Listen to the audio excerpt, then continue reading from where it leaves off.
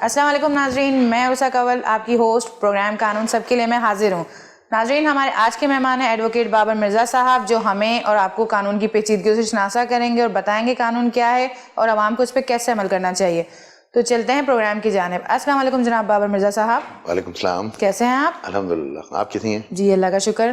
سر میرا آپ سے فرسٹ کوشچن ہے کہ یہ طلاق کیا ہوتی ہے؟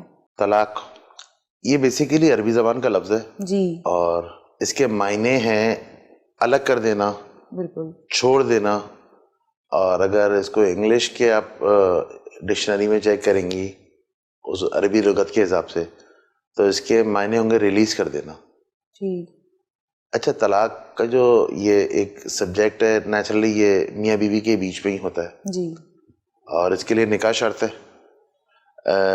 ایک شادی شدہ جوڑا جب اپنے اس نکاح کے معاملات میں سمجھتا ہے کہ اب اللہ پاک کی قائم کردہ حدود میں ہم نہیں رہ سکتے، کچھ بھی وجوہات ہو سکتی ہے اس میں، ان کی آپسی ناراضگیاں، رشتوں میں پیچیدگیاں، کسی کی انٹرفیرنس، مطلب بہت ساری وجوہات ہو سکتی ہیں، وہ جو چیز ریلیز کرنا یا الگ کرنا یا چھوڑ دینا یا اپنے آپ کو الگ کر لینا، بیسیکلی وہ طلاق کہلاتی ہے۔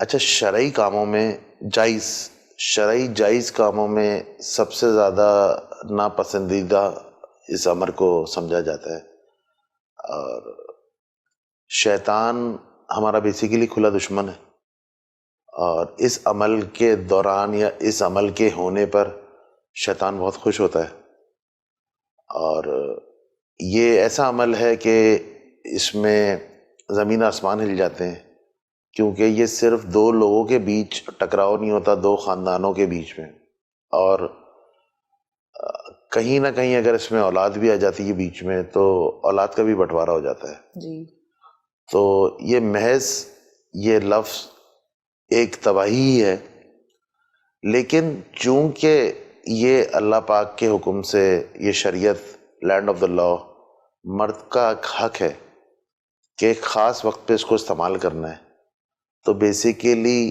مرد اپنے اس حق کو اس وقت استعمال کرنا چاہیے مرد کو جب حالات اور معاملات بالکل ہاتھ سے نکلتے ہوں، نظر آئیں اور برداشت ختم ہو چکی ہو، کیونکہ اس لیول کے بعد اگر آپ دونوں کے بیچ میں کنٹینیوشن رہتا ہے رشتے کا تو آگے جا کے یہ بہت بڑی تباہی کا سبب بن جاتا ہے، جیسے ہم نے دیکھا ہے فیملیز میں، رشتوں میں لڑائی جھگڑے سے بات شروع ہوتی ہے اور قتل و غارت گری پہ ختم ہوتی ہے۔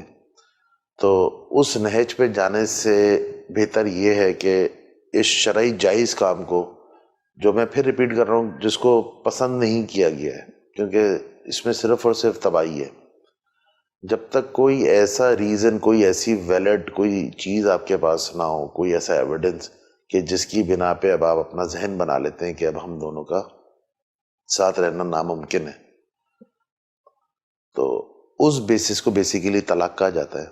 اچھا، قرآن و سنت جو ہمارا ملک کا جو آئین ہے، دستور ہے، دیکھیں قرآن و سنت کی روشنی میں ہی ہے۔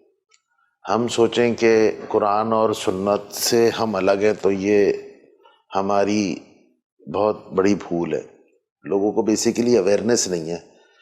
اگر آپ سورہ بقرہ کی آیت نمبر 228 سے 240 کا مطالعہ کریں بغور تو اس پورے امر سے ریلیٹڈ آپ کو قرآن اور حدیث کی روشنی میں آپ کو پتہ چلے گا کیا معاملات ہیں، کن صورتوں میں اس کو ہونا چاہیے، کن صورتوں میں نہیں ہونا چاہیے، اس کی پوری ڈیٹیلز، اس کا پورا جو فریم ورک ہے وہ سمجھ لیں قرآن سے ہمیں، جو میں نے آپ کو سورہ بقرہ کی آیت بتائی اس میں اگر آپ مومڈن لاء پہ آ جاتے ہیں تو چیپٹر 16 اس کو بالکل آپ کو بتاتا ہے کہ کیا چیز ہے، اس کے معاملات کیا ہیں۔ دیکھیں فائدہ تو میں نہیں کہہ سکتا کہ کیونکہ یہ فائدے والی چیز ہی نہیں ہے، بس اس سے یہ ہوتا ہے کہ آپ کسی ایک فرد واحد سے، کسی ایک شخص سے اپنی زندگی کے اپنے اس رشتے کا ڈسکنٹینیوشن کا آپ بیسیکلی اعلان کر دیتے ہیں، یہ جو طلاق لفظ ہے۔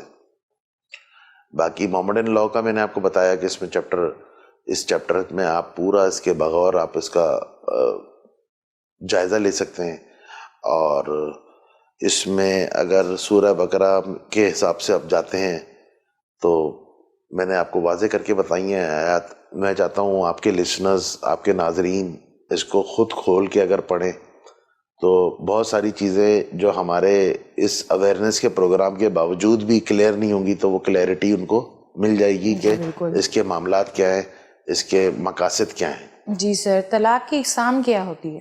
طلاق دیکھیں بیسیکلی 4 قسمیں ہوتی ہیں مین. جن صورتوں پہ مرد آپ کو طلاق دیتا ہے، مرد کو جو رائٹس ہیں طلاق دینے کے، یہ بیسیکلی 4 طریقے کی طلاقیں ہوتی ہیں. اس میں سب سے سر فہرست آ جاتی ہے طلاق سنہ. اچھا، طلاق سنہ کو بھی اگر ہم بغور اس کا جائزہ لیں تو یہ آگے طلاق احسن میں اور طلاق حسنہ میں چینج ہو جاتی ہیں، اس کی برانچز نکلتی ہیں. طلاق احسن کے بالکل الگ معاملات ہیں، اسی طرح طلاق حسنہ کے بالکل الگ معاملات ہیں. دیکھیں شریعت ہے، قرآن سنت ہر معاملے کے اور ہر مسئلے کے حل کے حساب سے الگ الگ معاملات دیے گئے ہیں. اس میں ہر ایک کے لیے، مرد ہو یا عورت ہو، آسانیاں ہیں. اس میں کسی کے لیے تنگی نہیں ہے، اس میں کسی کو جبر کر کے قید کر کے نہیں رکھنا ہے، اس میں کسی قسم کی کسی پہ کوئی گرفت نہیں ہے. تو اس گرفت سے بیسیکلی آزادی کے لیے، اور انسان کا جو ایک رائٹ ہے آزادی کا یا آزادی رائے کا یا آزاد زندگی گزارنے کا جو حق ہے، جو کانسٹیٹیوشن بھی آپ کو دیتا ہے، یہ بیسیکلی اصل میں تو آپ کو اسلام دیتا ہے کہ آپ کے ساتھ ناانصافی نہیں ہونی چاہیے، آپ کے ساتھ ظلم جبر نہیں ہونا چاہیے. اور آپ جب تک ان معاملات کو سمجھتے ہیں کہ اب ہماری شادی شدہ لائف آگے نہیں گزر سکتی ہے اور ہم کسی بھی پریشانی کا یا تباہی کا شکار ہو سکتے ہیں، تو میں سمجھتا ہوں اس راستے پہ جانے سے بہتر یہ جو ایک جائز کاموں میں ناپسندیدہ کام ہے، اس کو استعمال کرتے ہوئے میں سمجھتا ہوں آپ اپنے آپ کو بھی سیف کر سکتے ہیں اور سامنے والے کو بھی سیف کر سکتے ہیں.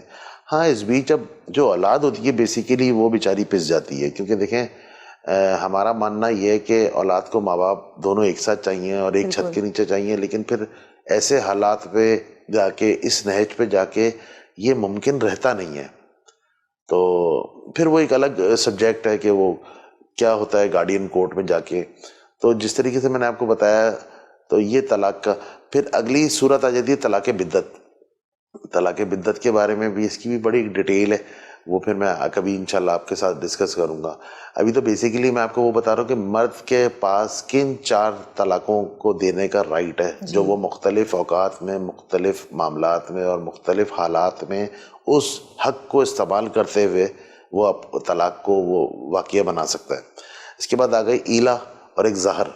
بیسیکلی یہ 4 وہ اپنا اقسام ہیں طلاق کی، جس کی بنا پہ شریعت، قانون مرد کو طاقت دیتا ہے، اس کو یہ حق دیتا ہے کہ وہ ان 4 طریقوں سے طلاق کو دے سکتا ہے. لیکن جس میں طلاق سنہ، جیسے میں نے آپ کو اور آپ کے ناظرین کو بتایا، تو اس کی جو 2 برانچز نکل رہی ہیں، طلاق احسن اور طلاق حسنہ. بیسیکلی یہ اس پہ زیادہ عمل درآمد ہوتا ہے، کیونکہ شاید طلاق احسن کے بارے میں ہمارے ناظرین کو بتائیں. طلاق احسن کے بارے میں دیکھیں، طلاق احسن میں ایک شخص اپنی بیوی کو ایک دفعہ طلاق دے دیتا ہے. ایک شخص، اب وہ زبانی دیتا ہے یا تحریری دیتا ہے، لیکن اس زبانی کو تحریری میں ہی کرنا چاہیے. تحریر اس چیز کی لازم ہے. زبانی معاملات کی کوئی قانون میں کسی قسم کی کوئی ضرورت نہیں ہے. ہاں، ایک تو چیز یہ ہے کہ آپ نے اپنا ذہن بنا لیا ہے کہ میں نے طلاق دینا ہے، پھر اس مائنڈ سیٹ سے لڑنے کے لیے تو آپ کا زبان سے بول دینا یا صرف آپ کا سوچ بنا لینا یا اس کو ڈاکومنٹیڈ پروف بنا لینا، وہ پھر اس کا اپنا ایک ثوابدید ہے کہ وہ، لیکن آپ کی جو طلاق ہونی چاہیے وہ تحریری ہونی چاہیے. ایک شخص اپنی بیوی کو ایک طلاق دے دیتا ہے اور اس پہ خاموش ہو جاتا ہے. اس بیچ 3 مہینے کا ٹائم نکل جاتا ہے. 3 مہینے کا جب ٹائم نکل جاتا ہے اور وہ کسی بھی صورت ان میاں بیوی میں آپس میں رجوع نہیں ہو پاتا، تو بیسیکلی اس کا مقصد یہ ہے کہ یہ طلاق واقعہ ہو گئی ہے. لیکن اس میں جو گنجائش ہے، یہ احسن طریقہ بھی ہے، اسی لیے اس کو طلاق احسن بھی کہا جاتا ہے. یہ احسن طریقہ بھی ہے اور اس میں آسانیاں بھی ہیں. اب اس میں آسانی یہ ہے کہ طلاق تو آپ کی واقعہ ہو چکی ہے، لیکن اب عورت کا کہیں اور نکاح ہوا نہیں، عورت کہیں اور کسی کے سپرد ہوئی نہیں، عورت کسی اور کے ساتھ نکاح میں شامل نہیں ہوئی، اور 3 مہینے بھی چونکہ گزر چکے ہیں، طلاق بھی واقع ہو چکی ہے. اب چوتھے، پانچویں، چھٹے مہینے میں عورت کو احساس ہوتا ہے کہ شاید میری کوئی غلطی تھی، یا شاید میرے دبنے سے، یا شاید میرے اس بات کو سمجھ لینے سے اس مسئلے کا حل ہو سکتا ہے، کیونکہ مجھے میرا گھر واپس مل جائے گا.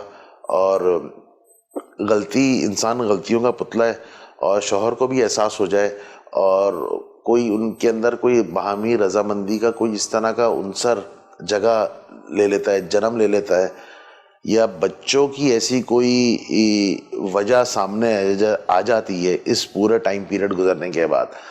لیکن شرط میں نے آپ کو کیا بتایا؟ شرط آپ کو یہ بتایا کہ عورت کہیں اور پھر کمیٹڈ نہ ہو، کمیٹڈ ان دا سینس کہیں شادی نہ کر چکی ہو، تو پھر آپ کو نکاح جدید کرنا پڑے گا.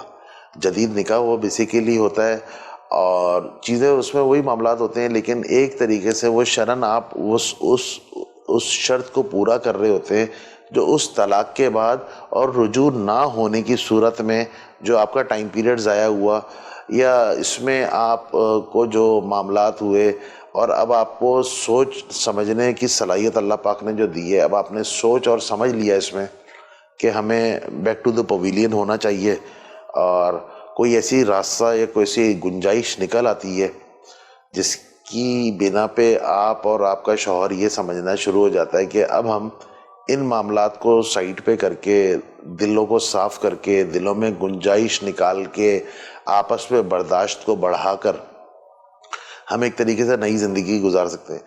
یہ بیسیکلی اتنا آسان ہوتا نہیں ہے، لیکن دیکھیں جہاں بچے ہوتے ہیں وہاں پہ بہت ساری قربانیاں دینی ہوتی ہیں، اور اصل قربانیاں تو دیکھیں جس طریقے سے ماں باپ اپنے بچوں کو پیدا کرتے ہیں، ان کو پرورش کرتے ہیں، تربیت دیتے ہیں، وہ تو قربانیاں وہ ہیں جو سب کے سامنے. لیکن اور بہت ساری ایسی قربانیاں، ایسے کمپرومائزز لائف میں ہوتے ہیں جو بچوں کے لیے اکثر دیکھنے میں آیا کہ عورتوں نے یہ کمپرومائزز کیے ہوئے ہوتے ہیں، اور اکثر دیکھنے میں آیا کہ مردوں نے یہ کمپرومائزز کیے ہوئے ہوتے ہیں. بالکل. سر یہ طلاق حسنہ کے بارے میں بتائیں. اچھا، طلاق حسنہ یہ تھوڑا سخت طریقہ ہے. جیسے میں نے آپ کو پچھلی طلاق کے بارے میں بتایا، اس میں نرمی تھی، اس میں تھوڑی سی آسانی تھی، لیکن جو سوال اب آپ نے کیا ہے یہ بڑا سخت طلاق کا طریقہ کار ہے. جی سر، اس بارے میں بریک کے بعد بات کرتے ہیں. ناظرین، بریک کا وقت ہوا ہے، چلتے ہیں ایک بریک کی طرف.